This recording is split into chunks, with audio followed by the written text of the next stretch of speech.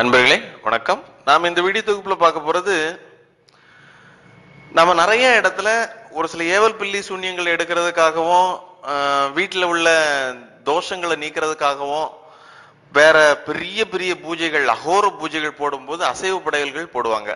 இப்ப மாடனுக்கு போடுவாங்க, காலனுக்கு போடுவாங்க, அதுக்கப்புறம் காளிக்கு போடுவாங்க, வராகிக்கு போடுவாங்க.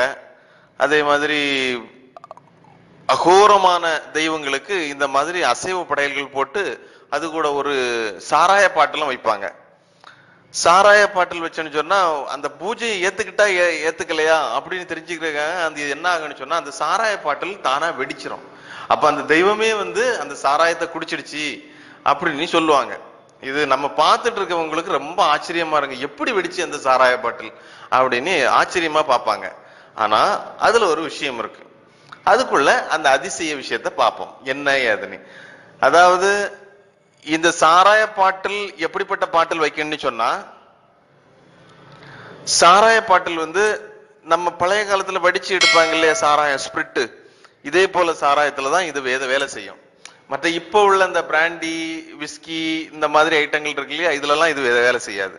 ஏன்னா அந்த பழைய காலத்து சாராயம், காய்ச்சின சாராயத்துலதான் இந்த விஷயங்கள் வேலை செய்யும்.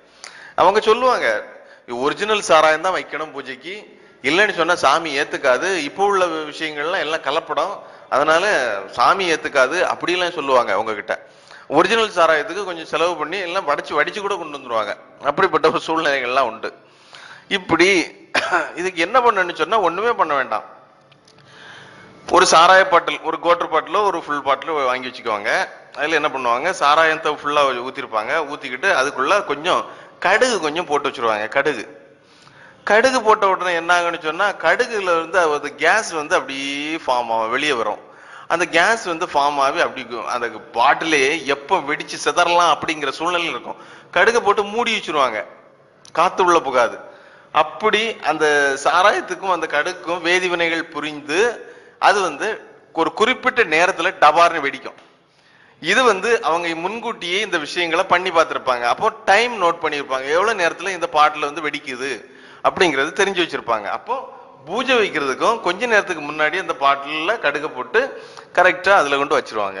அப்போ கரெக்டா பூஜை விடும் போதோ கற்பூரம் காட்டும் போது டபார்னு வெடிச்சிரும்.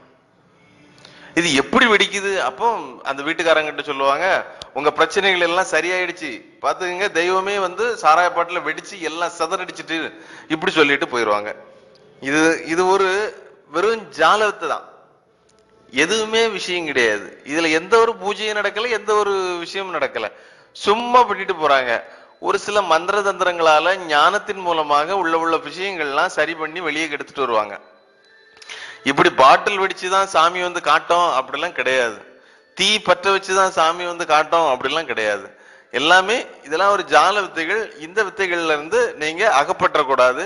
அதனால இந்த மாதிரி காட்டுறவங்க கிட்ட நீங்க சொல்லிடணும், எப்பா எனக்கு இந்த மாதிரி வித்தைகள்லாம் தெரியும், அதனால நீ சரியா பண்ண முடிஞ்சா பண்ணு, இல்லைன்னா பண்ண வேண்டாம் அப்படின்னு சொல்லிருங்க. தேவையில்லாம ஜால வித்தைகளை காட்டி நிறைய பேர் பணம் பறிச்சிட்டு இருக்காங்க. மக்களுடைய மனசு அப்படிதான் இருக்கு. இப்ப ஜால வித்தைகள் காட்டினாதான் பணத்தையும் கொடுக்குறாங்க, அப்படிப்பட்ட ஒரு சூழ்நிலை. அதனால வெறும் ஜாலத்தை மட்டும் தான் படிக்கிறாங்களே தவிர தெய்வ உபாசனைகள் எதுவுமே அவங்க கிட்ட இருக்கிறது இல்லை. அதனால தவறாம விழிப்புணர்வா இருங்க. நன்றி, வணக்கம். தவறாம நம்ம சேனலை சப்ஸ்கிரைப் பண்ணுங்க, ஷேர் பண்ணுங்க, லைக் பண்ணுங்க.